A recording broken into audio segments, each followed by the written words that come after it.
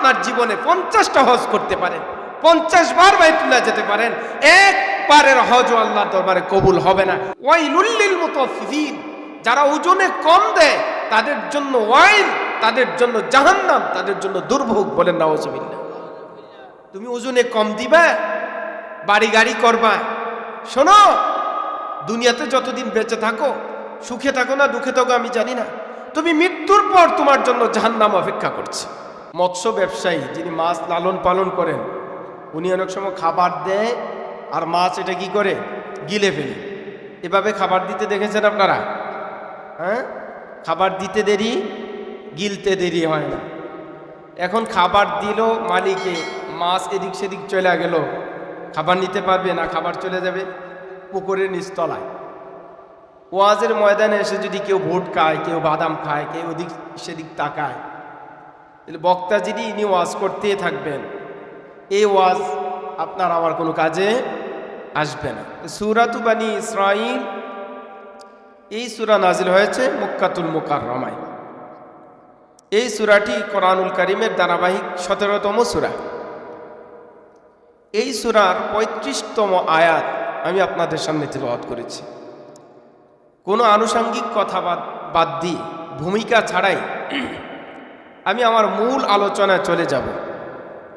এত কষ্ট করে যেহেতু প্রোগ্রামের আয়োজন করেছেন, আমিও দূর থেকে এসেছি যেন আমাদের এই আয়োজনটা কি হয়, ফলপ্রসূ হয়।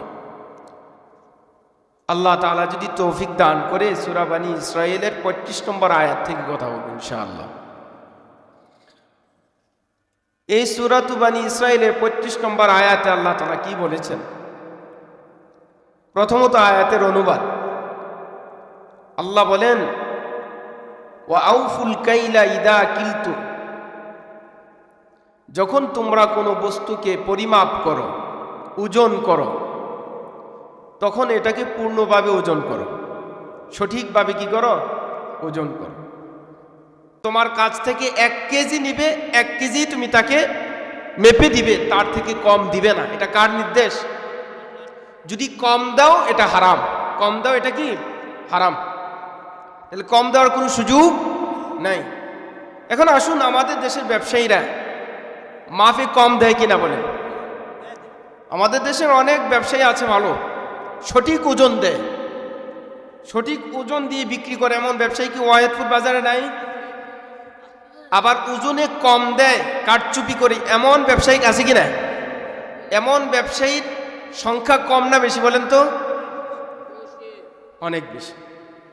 তা আল্লাহ তাআলা আলিমুম বিযাতিস সুদূর, তিনি তো জানেন বান্দারা এই কাজ করবে। এই কারণে আল্লাহ আয়াত নাজিল করে বিশ্ববাসীকে জানিয়ে দিয়েছেন, তোমার সাথে যেই কথার চুক্তি হবে, যেই পরিমাণের চুক্তি হবে, এই পরিমাণ পণ্য ক্রেতাকে বুঝিয়ে দেয়া তোমার দায়িত্ব। কিন্তু বুঝিয়ে দিতে গিয়ে যদি তুমি কম দাও, তাহলে তুমি হারাম করলা, পরের হক মেরে খাইলা, এটা হারাম। এই অপরাধ আমি আল্লাহও ক্ষমা করব না। নাউজুবিল্লাহ বলে, এই অপরাধ আমি আল্লাহ ক্ষমা করব না। এখন মেপে দেওয়ার দায়িত্ব কার? বিক্রেতার।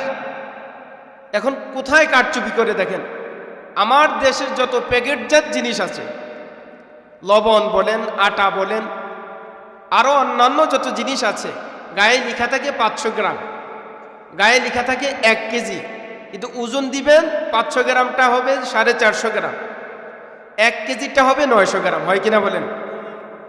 তাহলে আমার থেকে টাকা নিল আধা কেজির, দিল 450 গ্রাম, 50 গ্রাম কম দিল। আমার কাছ থেকে টাকা নিল 1 কেজির, কিন্তু দিল কি 900 গ্রাম, কয়শো গ্রাম কম দিল? তাহলে সমান দিল না কম দিল? আল্লাহ বলেন সূরাতু হুদ, আল্লাহ বলেন ওয়ালা তানকুসুল মিকিয়াল ওয়াল মিজান। আল্লাহ তো সূরা বনী ইসরাঈলে বলছেন ওজন পূর্ণ দাও, সূরা হুদে আবার বলছেন ওয়ালা তানকুসুল মিকিয়াল ওয়াল মিজান, হে আমার বান্দারা তোমরা ওজনে কম দিও না। তোমরা কি করিও না? ওজনে কম দিও না। যদি ওজনে কম দাও হবেটা কি?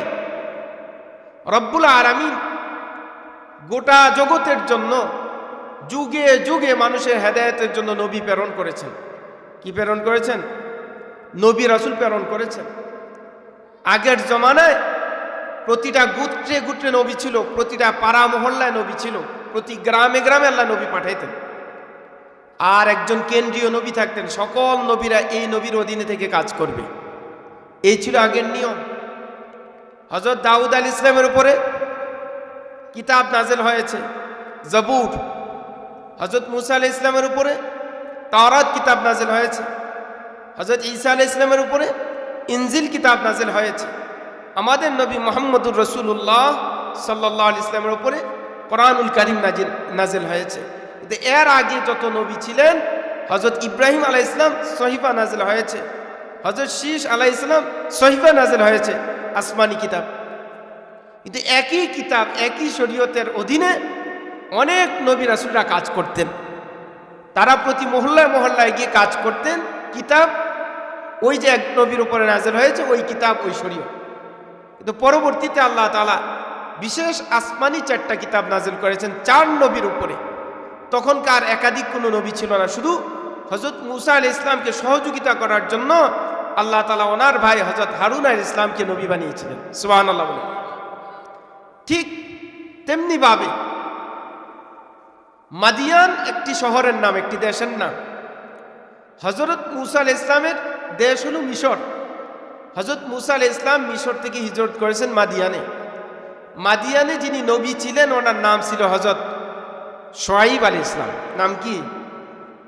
হযরত শুআয়ব আলাইহিস সালামের মেয়ে বিবাহ করেছেন হযরত মুসা আলাইহিস সালাম। তাহলে মুসা আলাইহিস সালামের শ্বশুর কে বলেন তো? শুআয়ব নবী। কোন নবী? শুআয়ব নবী। এই শুআয়ব নবীকে আল্লাহ তাআলা যেই গোত্রের কাছে প্রেরণ করেছিলেন, যে জাতির কাছে, ওই জাতিরা জঙ্গলে বসবাস করত, জঙ্গলায় গাছের পূজা করত। কিসের পূজা বলেন? এই জগতে বহু মানুষ আছে বহুত কিছু পূজা করে। যেমন হিন্দু যারা আছে তারা মূর্তি পূজা করে, মাজুসি যারা আছে তারা অগ্নি পূজা করে, বৌদ্ধিস্ট যারা আছে তারা গৌতম বুদ্ধের মূর্তির পূজা করে, খ্রিস্টানরা তারাও পূজা করে, কেউ গাছের, কেউ মাছের, কেউ গরু পূজাও করে কিনা? কিন্তু একমাত্র মুসলিমিন যারা আছে, রব্বুল আলামিনকে রব হিসাবে মেনে নিয়েছে, তারাই একমাত্র আল্লাহু আহাদ, এক আল্লাহর ইবাদত আর গোলামি করে। সুবহানাল্লাহ বলে। শুআয়ব আলাইহিস সালামের জাতিরা এরা গাছের ইবাদত করত, পূজা করত। এই কারণে আল্লাহ তাদের নাম দিয়েছেন আসহাবুল আইকা। নাম কি? আসহাবুল আইকা। আল্লাহ পাক রব্বুল আলামিন এই গোত্রকে হেদায়াত করার জন্য শুআয়ব আলাইহিস সালামের কাছে বার্তা দিয়েছেন, একটা নির্দেশনা দিয়েছেন। আল্লাহ পাক রব্বুল আলামিন বলেছেন, শুআয়ব তুমি ঘোষণা করে দাও, ইয়া কওমি, হে আমার সম্প্রদায়, লা তানকুসুল মিকিয়াল ওয়াল মিজান, তোমরা মাপে কম দিও না। তোমরা মাপে কি দিও না? কম দিও না। ওয়ালা তাবখাসুন নাস আশিয়াআহুম, এবং মানুষের সম্পদ, মানুষের জিনিসপত্র নষ্ট করিও না। সুবহানাল্লাহ বলে। এই আয়াত নাজিল করেছেন। কেন নাজিল করলেন? বলে যে আল্লাহ তাআলা হুদ জাতি, কওমে আদ, কওমে সামুদ, এমন অসংখ্য জাতিকে আল্লাহ তাআলা আসমানি গজব দিয়ে ধ্বংস করে দিয়েছেন। এক একটা জাতিকে ধ্বংস করার পিছনে এক একটা বড় ধরনের অপরাধ ছিল। ঠিক তেমনি ভাবে আল্লাহ পাক রব্বুল আলামিন হযরত শুআয়ব আলাইহিস সালামের উম্মতকেও আসমানি গজব দিয়ে ধ্বংস করেছেন। তো কেন ধ্বংস করলেন? বলি যে তাদের মধ্যে 2টা অপরাধ ছিল। কয়টি অপরাধ? শুআয়ব আলাইহিস সালামের উম্মতেরা, এই জাতিরা 2 অপরাধ বেশি করত। এই কারণে আল্লাহ তাআলা কোরআনের আয়াতের মাধ্যমে তাদেরকে সতর্ক করলেন। সতর্ক করার পরেও যখন তারা এই পাপ কাজ ছাড়লো না, তখন আল্লাহ তাআলা আসমানি গজব দিয়ে তাদেরকে ধ্বংস করে দিলেন। নাউজুবিল্লাহ বলে। তাদের অপরাধ কি ছিল? 1 নাম্বার অপরাধ করত আল ইশরাকু বিল্লাহ। তারা শিরিক করত আল্লাহর সাথে। এক আল্লাহ তারা মানত না, একাধিক আল্লাহ, একাধিক মাবুদের উপাসনা তারা করত। আল্লাহ বলেন, পৃথিবীতে যত পাপ করো না কেন, শিরিকের গুনাহ আমি মাফ করব না। তারা শিরিক করত। 2 নাম্বার, তারা ওজনে কম দিত। আল্লাহ বলেন, তাদেরকে বারবার সতর্ক করার পরও তারা ওজন ঠিক মতো দিত না। এই অপরাধে আমি আল্লাহ আসমানি গজব দিয়ে তাদেরকে ধ্বংস করে দিয়েছি। বলেন নাউজুবিল্লাহ। যে রব্বুল আলামিন আসমানি গজব দিয়ে, ওজনে কম দেওয়ার অপরাধে আসমানি গজব দিয়ে শোয়েব আলাইহিস সালামের জাতিকে ধ্বংস করেছেন, সেই রব্বুল আলামিন কি এখন নাই? এখন ওয়াহেদপুর বাজারের ব্যবসায়ীরা, দেবিদ্যার বাজারের ব্যবসায়ীরা, রসুলপুর বাজারের ব্যবসায়ীরা যদি ওজনে কম দেয়, আমি আপনি যদি ওজনে কম দেই, সেই রব তো এখনো আছেন, যিনি অতীতে এই অপরাধে অনেক জাতিকে ধ্বংস করে দিয়েছেন। তিনি কি আমাদেরকে ধ্বংস করতে পারবেন না? আল্লাহ পাক রব্বুল আলামিন 30 নম্বর পারা সূরাতুল মুতাফফিফিনে স্পষ্ট ঘোষণা দিয়েছেন। আল্লাহ বলেন, ওয়াইলুল লিল মুতাফফিফিন, আমার বান্দারা তোমরা যে ওজনে কম দাও, তোমরা যে ওজনে কম দাও, জানো তার অপরাধ কি? ওয়াইলুল লিল মুতাফফিফিন, যারা ওজনে কম দেয় তাদের জন্য ওয়াইল, তাদের জন্য জাহান্নাম, তাদের জন্য দুর্ভোগ। বলেন নাউজুবিল্লাহ। তুমি ওজনে কম দিবা, বাড়ি গাড়ি করবা, শোনো দুনিয়াতে যতদিন বেঁচে থাকো, সুখে থাকো না দুঃখে থাকো আমি জানি না, তুমি মৃত্যুর পর তোমার জন্য জাহান্নাম অপেক্ষা করছে। অপরাধ কি? ওজনে কম দিয়েছো, মানুষের হক নষ্ট করেছো। এটা হুকুকুল ইবাদ, বান্দার হক। আমি রব্বুল আলামিন ক্ষমা করার অধিকার রাখি, চাইলে ক্ষমা করতেও পারি, কিন্তু আমি ক্ষমা করব না যতক্ষণ পর্যন্ত এই বান্দার কাছ থেকে ক্ষমা না আনো। কেন ওজনে কম দিলা? আল্লাহ বলেন, ওয়াইলুল লিল মুতাফফিফিন, দুর্ভোগ তাদের জন্য যারা ওজনে কম দেয়। আর কি করে জানেন? আল্লাযীনা ইযা ক্তালু আলান নাসি ইস্তাওফুন, যারা নেয়ার সময় সঠিক নেয়, ওয়াইদা কালুহুম আও ওয়াজানুহুম ইউখসিরুন, দেয়ার সময় কম দেয়। যারা নেয়ার সময় সঠিক নেয়, দেয়ার সময় কম দেয়। কথাটা বুঝলেন? আল্লাহ বলেন, ওয়াইলুল লিল মুতাফফিফিন, তাদের জন্য দুর্ভোগ, তাদের জন্য জাহান্নাম। বলে যে হুজুর নেয়ার সময় সঠিক নেয়, দেয়ার সময় কম দেয়, বিষয়টা কি? মনে করলেন ওই যে প্যাকেটের গায়ে লেখা আছে 1 কেজি, দাম নিল 60 টাকা, দিল 900 গ্রাম, তাইলে আমার থেকে নিল সঠিক 1 কেজির দাম, আমাকে দিল 900 গ্রাম। আল্লাহ বলেন, যিনি নেয় ঠিক, দেয় বেঠিক, ওয়াইলুল লিল মুতাফফিফিন, তার জন্য জাহান্নাম, তার জন্য জাহান্নাম। আমাদের কাজ আর কোরআনের আয়াতে মিল আসেনি বলেন না? আল্লাহ বলছেন, যারা নেওয়ার সময় সঠিক নেয়, দেওয়ার সময় কম দেয়, তাদের জন্য জাহান্নাম। এখন দুধ বিক্রেতা দুধ বিক্রি করে, এই যে চুঙ্গা দিয়া মাপে চাপ দিয়া ধরলে পরে চুঙ্গায় আপনার কি দুধ কম আসে, আমাকে উনি মেপে দিবে 1 কেজি, চুঙ্গা এভাবে টিপ দিয়া মাপ দেওয়ার কারণে 4 চুঙ্গায় 1 কেজি দিছে, বাইটে দিয়ে 900 গ্রাম। 100 গ্রাম কই গেল? ওই যে চুঙ্গা টিপ দিয়া ধরছে। কথা বুঝেন নাই? তো উনি টাকা নিল 1 কেজির টাকা 60 টাকা, দিল 900 গ্রাম। আল্লাহ বলেন, যারা নেওয়ার সময় 16 আনা নেয়, দেওয়ার সময় কম দেয়, ওয়াইলুল লিল মুতাফফিফিন, তাদের জন্য জাহান্নাম, দুর্ভোগ। নাউজুবিল্লাহ। কথা কি বুঝেন নাই? এ ধরনের চুরি বাটপারে আমাদের সমাজে আসেনি? আমাদের দেশের ব্যবসায়ীরা এই চুরি করেনি? আটা বলেন, চাল বলেন, ডাল বলেন, যে যেখানে পারে এই চুরি করে। মাংস কিনতে গেছেন দোকানে, আপনাকে দেখছেন যে হিরণ ভাই আসছে, মাশাআল্লাহ, উনি হাজি সাহেব মানুষ, ওনারে গোস্ত কিছু বাড়াইয়া দিছে, 5 কেজি ওজন দেয়া দেওয়ার পরেও আর উনি 300 গ্রাম বাড়াইয়া দিছে। 500 গ্রাম? কারণ হাজি সাহেব মানুষ, চেয়ারম্যানই নির্বাচন করছে, আমরা মেম্বার সাহেব নির্বাচন করছি, কে যেন, তো ওনারা গেলে পরে মূল্যায়ন করেনি। এখন আপনি 300 গ্রাম বেশি পাইয়া আপনি তো একবারে আনন্দে আত্মহারা, আমারে 300 গ্রাম বেশি দিছে, ও কি দাঁড়ার মাংসটা দিছে। এখন গেছেন কই ফুলার চাল কেনার জন্য, তো এই দোকানে জিগা কি মাংস আনছেন নি? 5 কেজি আনছি, 300 গ্রাম বাড়াই দিছে। একটু আলগি দিয়া দেখি, দেখে দেখেন 5 কেজি মিলে না। 5 কেজি কি তার 300 গ্রাম গেল কই? কেউ কথা কয় না। 5 কেজি ওজন হয় না, আপনি একটা 300 গ্রাম বেশি দিল, এই বেশিটা গেল কো? এখন তো আপনি যেটা পাও না সেটাই নাই। এমন চুরি হয় কিনা বলেন? আল্লাহ বলেন, 5 কেজির দামে তো তুমি নিলা, আমার দেওয়ার সময় কম দিলা। আল্লাহ বলেন, যারা নিতে 16 আনা নেয়, দেওয়ার সময় কম দেয়, ওয়াইলুল লিল মুতাফফিফিন, তাদের জন্য জাহান্নাম, তাদের জন্য দুর্ভোগ। কথা বুঝেন তো আমার ভাইয়েরা? আল্লাহ বলে, ওয়ালা তানকুসুল মিকিয়াল ওয়াল মিজান, ওজনে কম দিও না। এর প্রথম ব্যাখ্যা হলো যে কোনো জিনিস বেচার ক্ষেত্রে বিক্রয়ের ক্ষেত্রে ওজনে কি দিবা না, কম দিবা না। যদি কম দাও তার শাস্তি কি, ওয়াইলুল লিল মুতাফফিফিন, জাহান্নাম।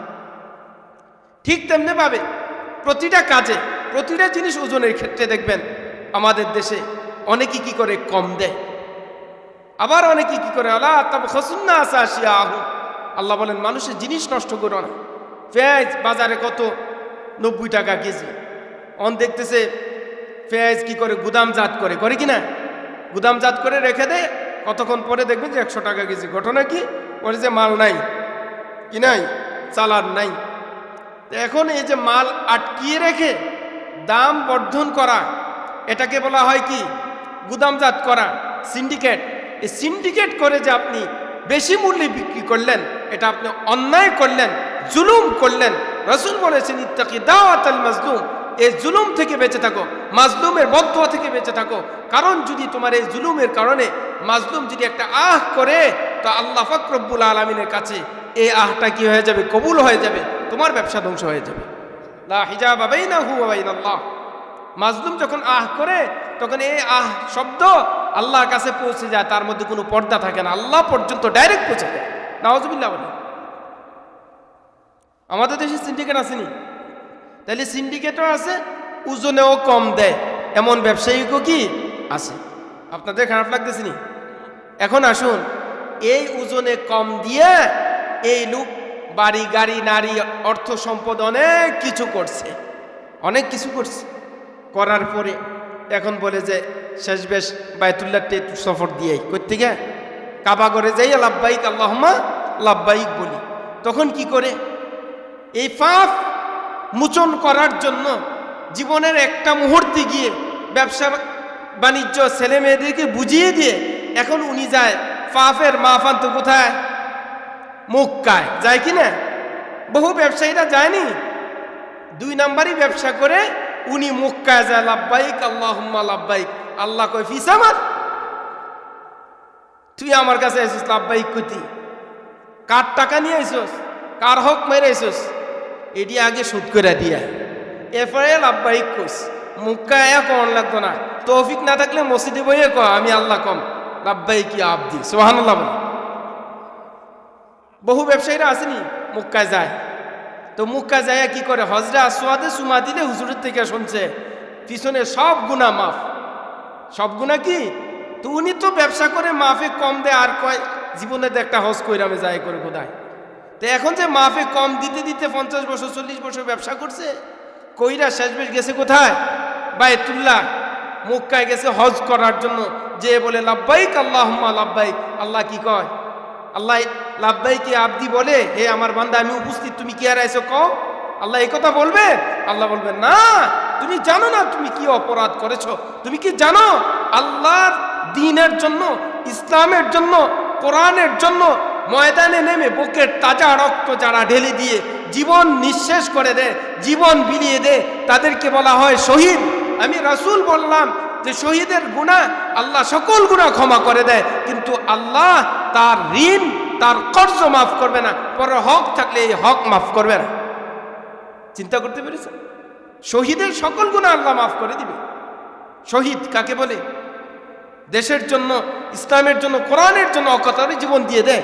আল্লাহ বলেন এই শহীদের সব গুনাহ মাফ। কিন্তু পরের হক, এই শহীদ যদি কারো হক নষ্ট করে থাকে, এই শহীদের কাছে যদি কেউ টাকা পাওনা থাকে, আমি আল্লাহ এই গুনাহ মাফ করতাম না। আপনি কি মনে করছেন?